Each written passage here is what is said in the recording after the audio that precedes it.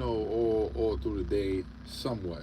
Just testing out what time most people get on. The other day I got on, I got 127 people watching. So pardon me if I'm all over the place, but I'm looking for that right niche. Movie night, back with another Classic. I'm your host, Easy. Welcome to Car Language, and I'm just curious. How much is your car payment? Comment down below. I've been hearing some outrageous numbers. The other day I heard somebody say they was paying $950 for a Nissan Altima. That is ridiculous.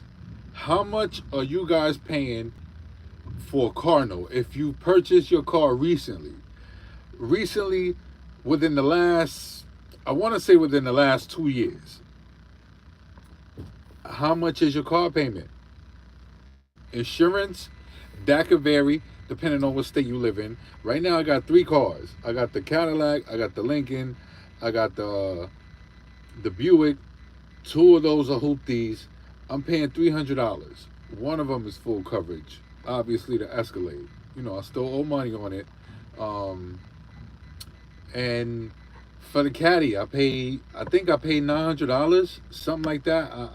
Yeah, it's $900. I always send them 50, or it's 950. I pay $1,000. That's a lot, but guess what? My interest rate is low, and I'm somewhere in between 60 to 70 months, something like that. So I say what you want, but I feel like that's a normal payment. For the Escalade, 5%. Judging, I think I put down like I don't know $1,000, something like that. I could go back to that video, how much I pay for my Escalade, and but I was just thinking, I heard that the other day. I heard somebody paying $950 for a Nissan Altima. That is ridiculous. Like, these dealers are getting away with robbing, with burglary, pretty much. That's a robbery right there. $950 for a Nissan Altima. I think anything of that caliber to that nature, let's say, because a Nissan Altima is garbage, but a Toyota Camry will last you 400,000 miles. It's a great car. Toyota's a great car, but a Toyota Camry, a Honda Accord, any car of that caliber with that type of reputation of great reliability, to me is not worth $950. It is what it is. Like, if you start doing the math, and I never thought I would agree with the older ones when they used to say that cars are an asset, but before 2, 3 years ago, you could buy a car, it'll depreciate a little bit, it'll depreciate what it normally does. You keep it for a year, and you'll be able to go back and trade it in for something else.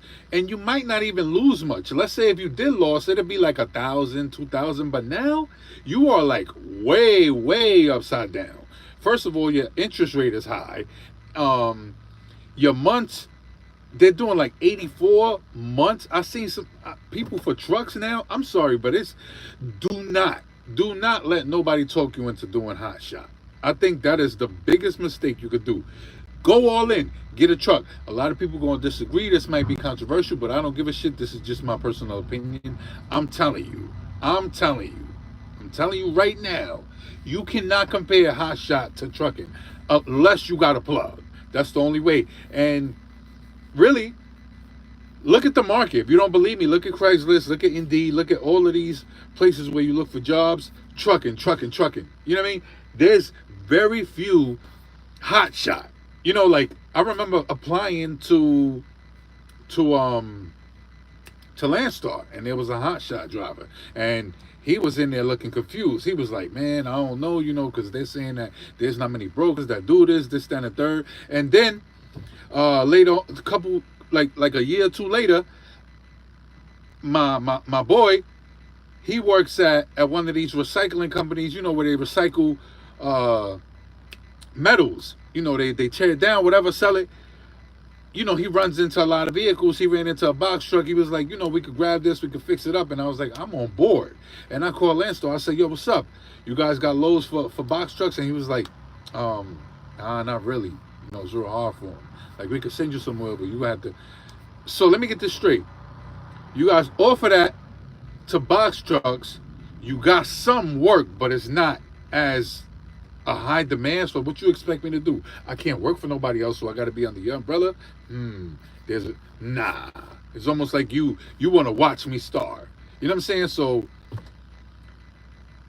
going back to that, I'm seeing people paying $2,500 for a pickup truck. You wildin'. I'm sorry, but these dealers, it's clearly they're clearly trying to you here, put your hand in my pocket and keep it there.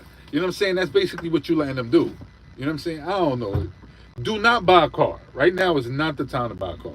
Your interest rate should be no more than 6. And this is me being lenient. You know what I mean? And your months, your payment, your terms shouldn't be longer than, I'll give it the benefit of the doubt, 72 months. And I only say that because hopefully you're one of those where you're looking, one of those like me. I get bored of cars.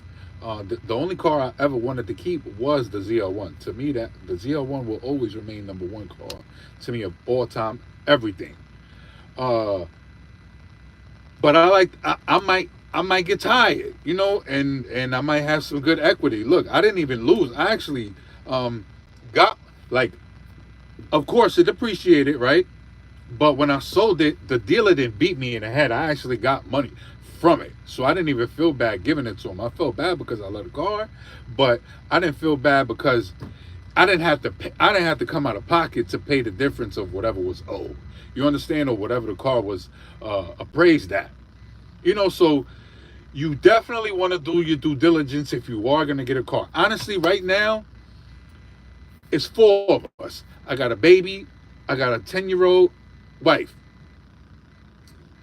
I would get the ZL1 before I would get any other car. I don't give a shit about reliability. Like, I'm not even looking at that. I would get a ZL1 because I know a ZL1 is going to maintain its value. For the most part, you're not losing. You know what I'm saying? You could look up Hellcats,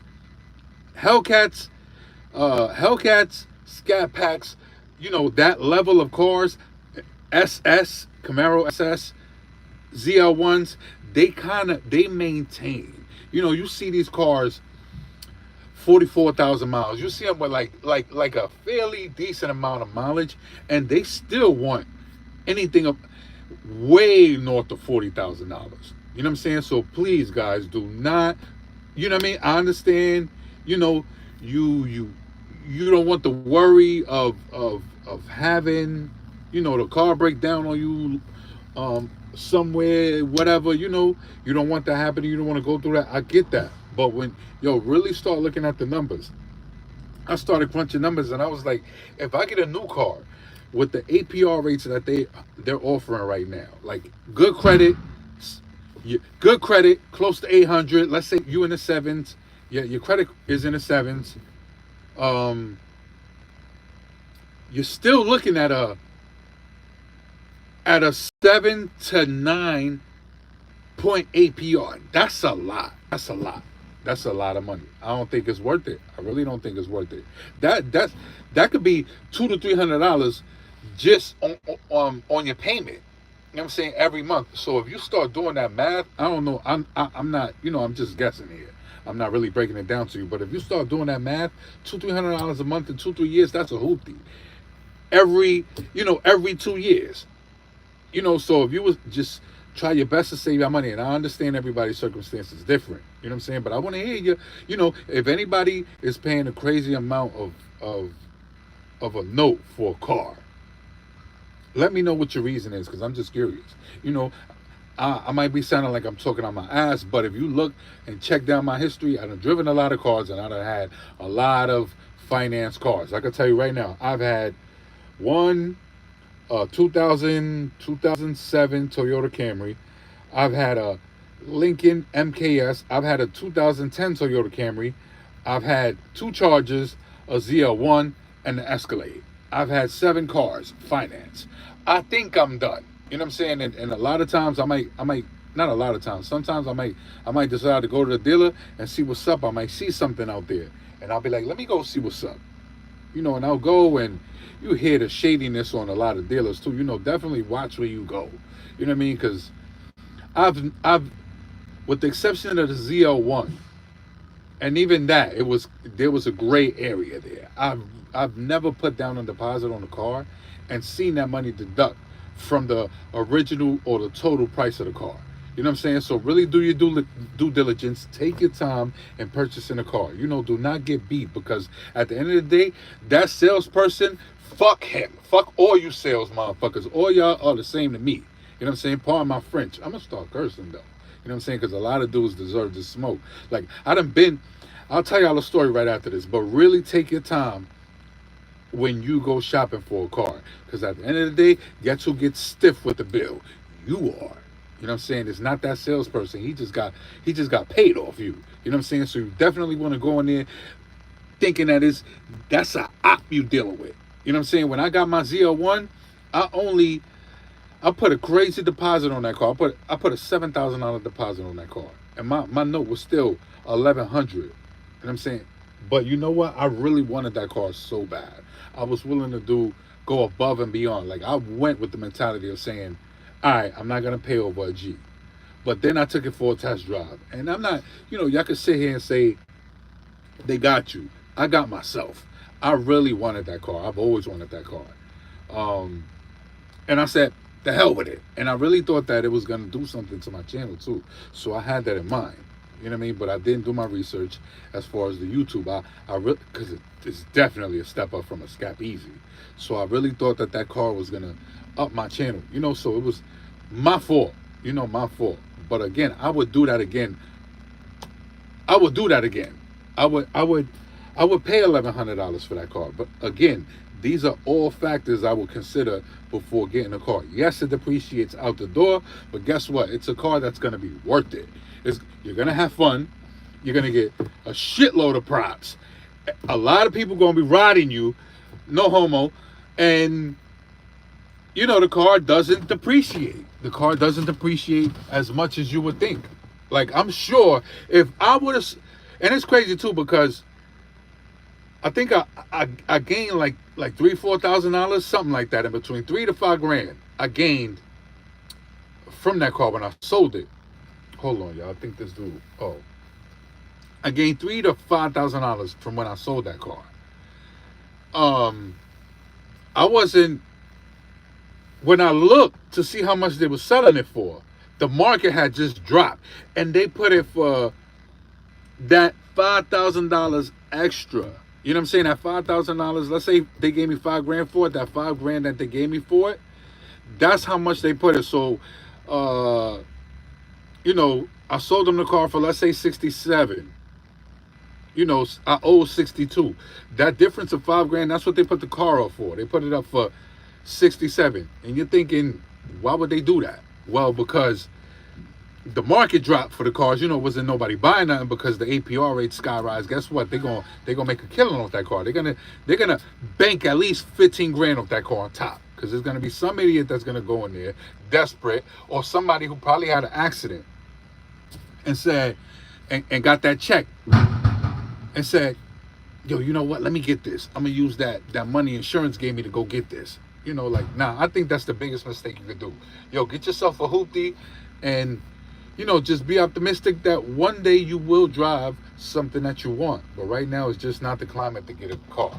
That's just my opinion. You know what I'm saying? Don't do it. No matter how good of a deal it sounds, a good deal to me is anything less than 5% APR, less than anything within that level of Toyota Camry, Honda Accord. Don't pay more than $450.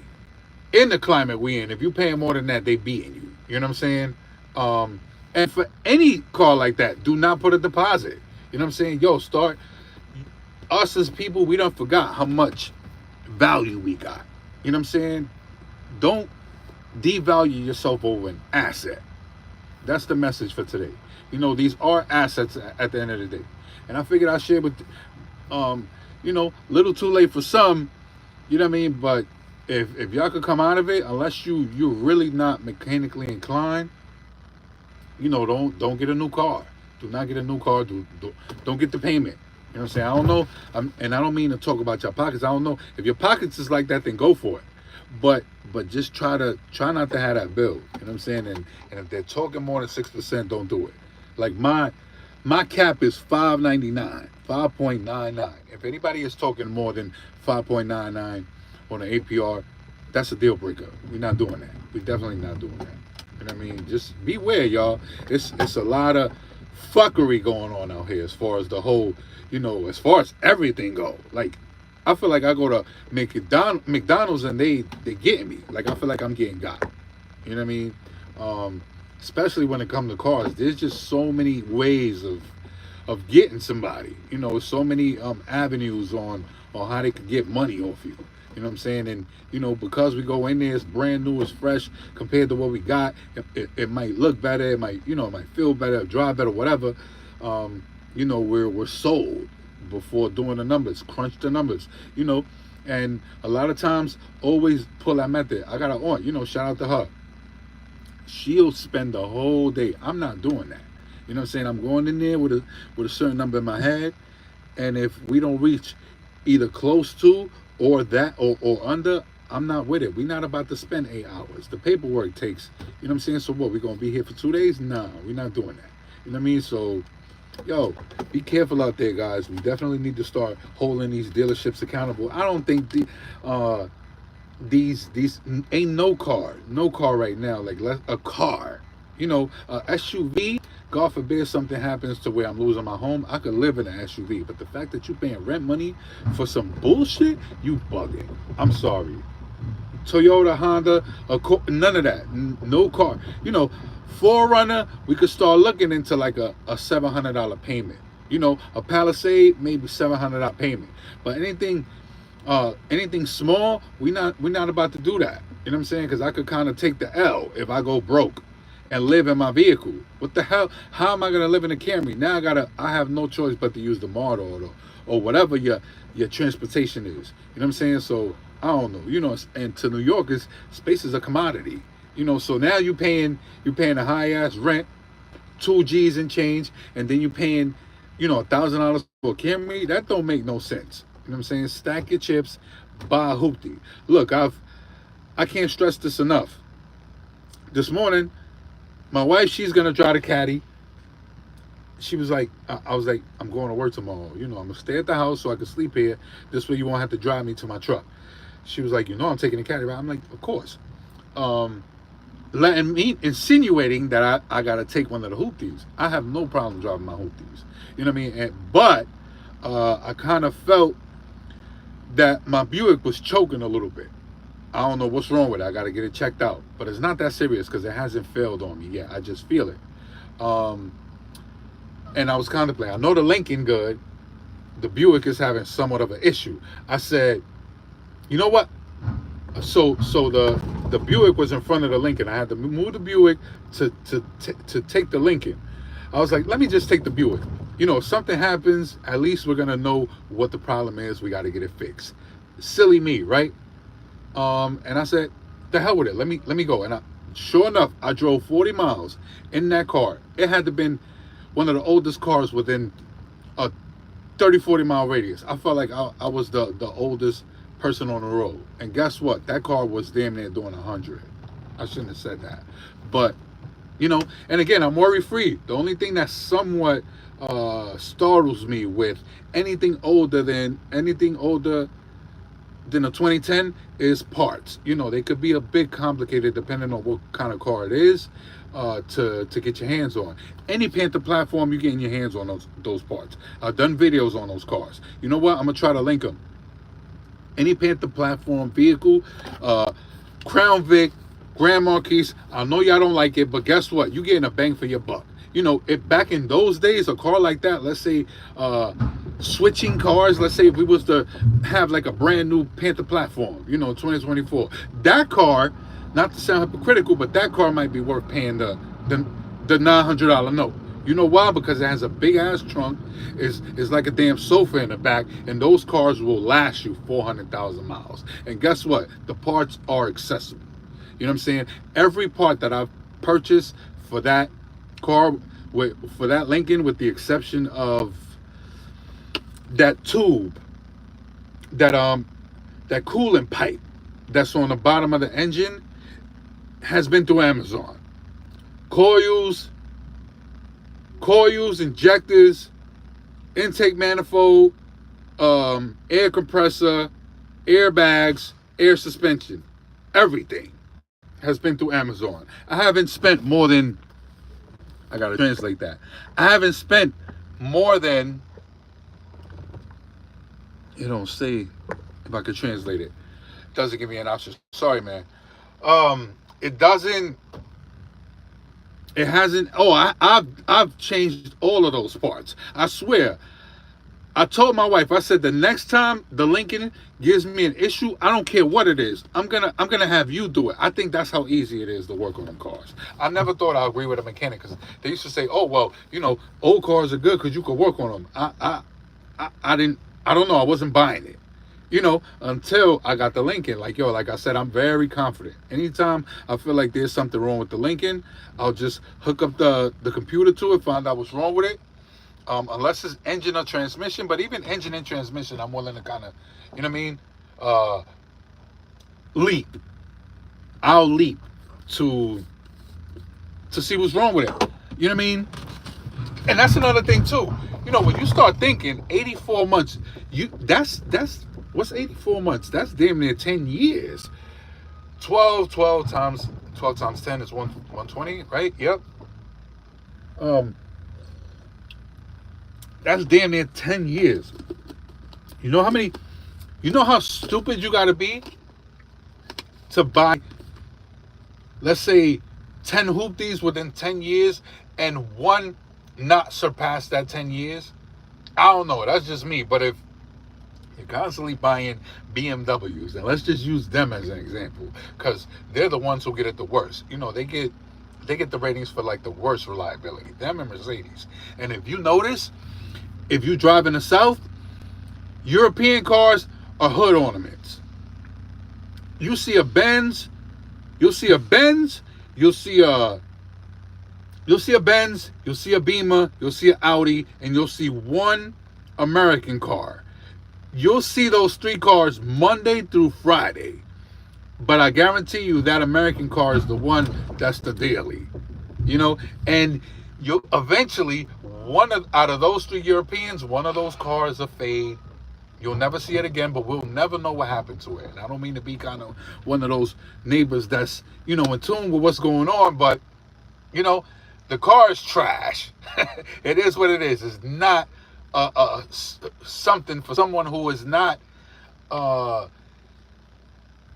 in love with the craft of the car, or enthusiasts. Like, if you're not enthused about cars like that, do not get a BMW. I'm not gonna say that they're bad cars, because I've heard good things about them. But if you're not the type to pre-trip a vehicle like you pre-trip a truck, don't get a European car.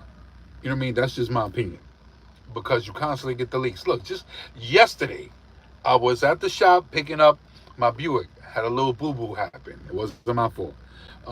It was at the body shop. The owner, he was like, yo, look at this. Nice X6. It just needed a nice little detail. Interior, exterior. It was an X5. He was like, yo, look, I'm trying to negotiate this, because I know about cars a little bit, and he know I like nice stuff like that. I was like, yo, I thought I wanted a Beamer until I'm glad I didn't get it. And I'm gonna tell y'all that story. I'll tell y'all that story. We got time. I went to go buy a 5 Series, and I think I've told this story in another one of my videos. I told the guy I wanted this BMW M5 so bad. He couldn't get it to crank. I said, I don't know what's wrong with it. I don't care what's wrong with it. But if you could just crank it so I could get it back home, I'll buy the car from you. And he was like, I bet. He tried his best, he couldn't. So I took that as a sign. I'm not ready for a European car. You know what I mean? And that's crazy too. Like, it just seems like a lot of these dealers, what they're doing now is, you're paying a crazy premium, high interest rate for a long ass time, and they're deducting a lot of just normal stuff that you would get. Like you would get like a warranty. Give me a warranty or something, but you're not giving me anything. I'm hearing a lot of people having to go back to the dealer, and the dealer's not covering this because the car's too new. And we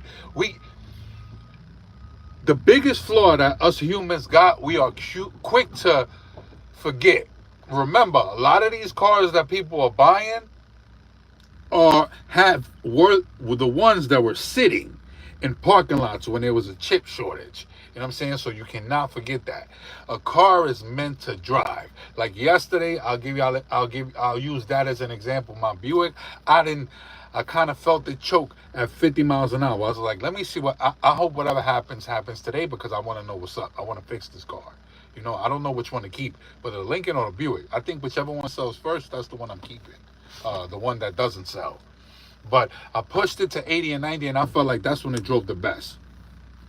I mean, and if you look up those cars, do your research. There's no reason why we should be buying bullshit hoopties. Like, you should see this old Toyota Corolla that my brother-in-law got. He bought for his wife. He was like, he was gonna get something new for her, but he was like, I refuse to do that because, you know, a couple boo-boos done happen, you know. But you would swear this thing is gonna break down, and it hasn't yet. You know, again, parts are easy to cop, cheap, and we know that once you take care of an issue on a Toyota, Honda, any American car, for the most part, unless you have an accident, you're not gonna have to worry about that part. Look at that. I thought I was gonna I was gonna report it to the insurance company when I had that accident with the ZL1. I thought because it was a sports car, I was gonna pay a crazy amount of money. You know, and I would hear a lot of stories that people would say, oh, no, don't worry about it. It's American. You know, those parts are cheap. I didn't believe it. Because it had the LT4, I thought I was going to pay some shit for anything that happened. Nah, that wasn't the case. That boo-boo that you saw that happened didn't cost me, I think it was like $5,000. And we talking including body parts. So, you know, I hope this video was helpful for a lot of y'all, but yo, don't do it, man. Don't do it to yourself. You're gonna regret it. Trust me. I've been in that situation where, you know, when I remember the first real high payment that I had for a car was the Scat Pack. The Dodge Scat Pack I was paying $623 for my first one. Then I went and traded it in for the wide body. I was paying $100 more. You know what I'm saying? So I'm like, I got a way better car. I'm paying $100 more. You know what I mean? And my APR didn't change at all. I said, I'll take that loss. You know what I'm saying? But in the beginning, you know, stuff kind of went downhill, and I had the $623 payment. I'm like, yo, this is crazy. Like, I'm paying almost $1,000 within. I had like three. I've always, for the most part, it's rare I have two cars under my insurance. I've always been paying for three cars. You know, it'd be like one new one and one fairly new one, and then a hoopty. Now it's two hoopties and one fairly new one. But I've always paid like $1,000 within the cars and insurance. I think that's decent. You know what I mean? You're paying for both, you know, and I don't use it much. So for the most part, if I see it, if my car is out a quarter tank of fuel, I'll do my wife the favor. You know, I'll catch it before she does. But for the most part, I'm over the road, so I don't really spend money on fuel. You know, so we gotta consider that. And I'm V8. For those who don't understand Spanish, I love my V8s. I can't live without them. It's V8 for life. The only car that I would consider getting, and I hope the Buick sells, because I actually bought the Buick to sell forward, to make money off of it. But I've done my research and I've seen that car, that engine is a great engine. It's like indestructible. You know, so maybe certain V6s I might keep if I already got them. You know, but for the most part, I'm trying to sell it because I love my V8s. You know, I stand by V8. I love my V8. I love the torque. You know what I mean? So I'm used to that high gas. I don't mind paying that. You know, $80, we've been doing that. You know, $60 every 2-3 days, we've been doing that. You know, we was doing that in the ZL1. The ZL1 literally felt like you had to pay to drive that car. That's how bad the fuel was. I promise y'all. You know, so we got to consider those things. You know, a lot of us don't even know how to read the sticker. Don't look at the sticker and just look at how much the car costs. Look at that fuel, how much you're paying on fuel. If it says $4,000 or $5,000, best believe that's them considering the average person, and they might be bamboozling you. You know what I mean? There might be something there that they're not telling you. You know, their commute is not the same as yours. You know, the commute they're considering is the 12,000 a month in how much mileage you're supposed to be putting on a car in average, right? The average person puts on a car. You know what I mean? So you definitely got to consider that fuel. That fuel on top of that note, on top of that APR, on top of that monthly payment. Yo, I just got my load is, I got unloaded. Let me go. I hope this was informative. Don't do it. Don't do it. Please start crunching numbers. Take your time. You can always go to the dealer and get a car. That's the least of your worries. You know what I'm saying? But if you come across a good opportunity, like a Panther platform, like a Toyota Camry, a Honda Accord, go for it. You won't regret it. You know what I'm saying? You don't live in your car unless you live in a car. That's where I would consider getting something super fire, but it has a lot of space. I don't mean to sound like I'm contradicting myself, but no, I'm not personally me. I'm not spending no more than $1,000 for SUV, $450 for Toyota Camry or something of that nature. I'll never get like a Prius or a damn Corolla. That's just not me. I'm too tall for that. Calling